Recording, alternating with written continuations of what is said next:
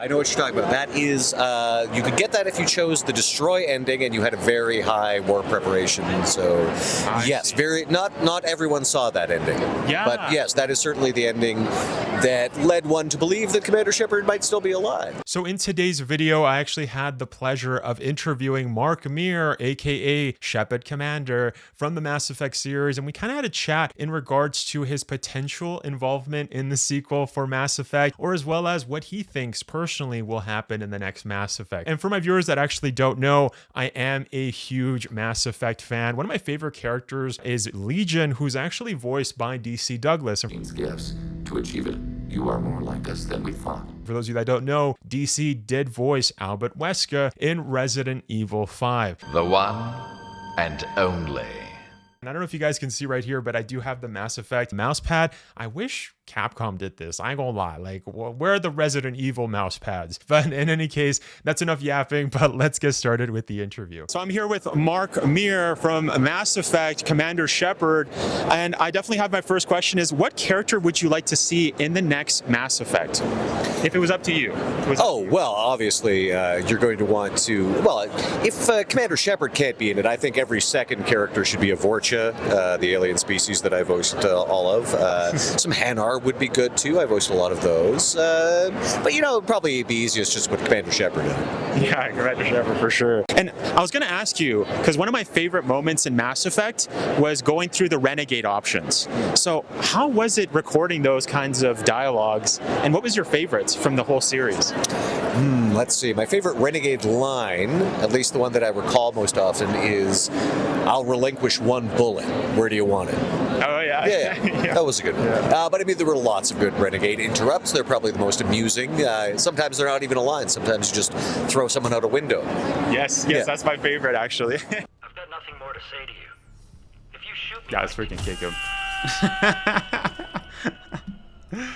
Let's freaking go. How about goodbye? That's what I'm talking about. Yeah, very few people resisted that one. Yeah. Or the punching of the reporter became very famous. The punching of the reporter is quite famous. And I should mention that the actor who played Khaleesi Al-Jaladi is a very good friend of mine, April Bannigan. In fact, her brother was the best man at my wedding. So wow, that's hilarious. Yeah, so you got to punch her in the game. That's so funny. Well, I mean, you could choose to. And sometimes she would punch you back. So yes. Enough of your tabloid journalism. Not this time, you That's true. So near the end of Mass Effect 3, depending on which ending it was, I don't specifically remember whether it was the synthesis, destruction, or the other one, I think the save ending. But there was a section where you kind of saw a scene with Shepard being like in a pile of rubble and kind of breathing in, going like that. I know what you're talking about. That is, you could get that if you chose the destroy ending and you had a very high war preparation. So, yes, not everyone saw that ending. Yeah. But yes, that is certainly the ending that led one to believe that Commander Shepard might still be alive.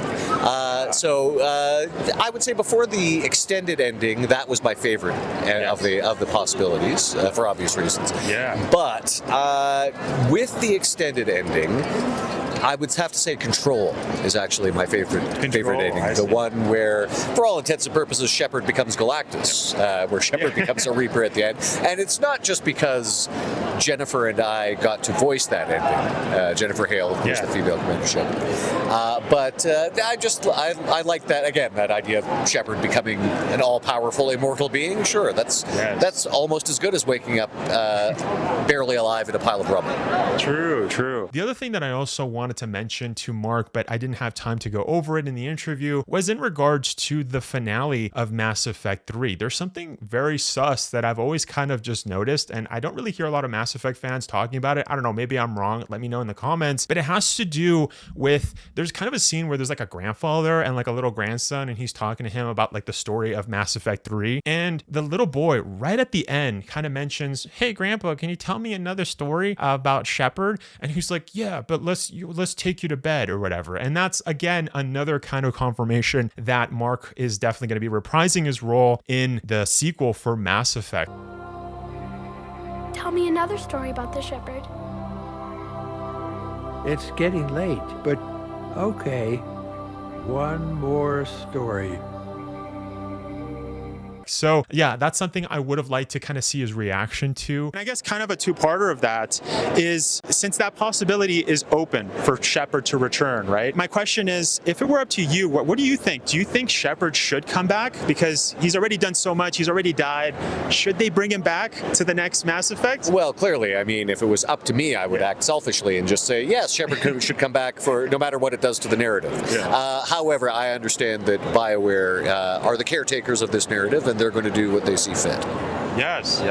Yeah, and that was kind of my question, right? It's just like, he's done so much for the galaxy. Should he just be restful, or should he come back, right? I'll give the non-selfish answer and say that sometimes it is good for stories to have an ending. Yes. Like, that kind of leads me to my question about Mass Effect Andromeda. I heard that there was a plan to have a DLC. I did read all of the books, which were fantastic. And one thing that I noticed is that there was the only missing ship that was in the Andromeda was the Quarium, but it had all of the aliens, right? Like the Volus, the Hanar, which you do voice. So my question was that ever like a possibility? Were there ever talks of you actually portraying a Hanar in Mass Effect Andromeda? I did actually end up doing some work on Andromeda. In the multiplayer, I was the voice of the Batarians. I see. Yes. The multiplayer was really good, I remember, for that.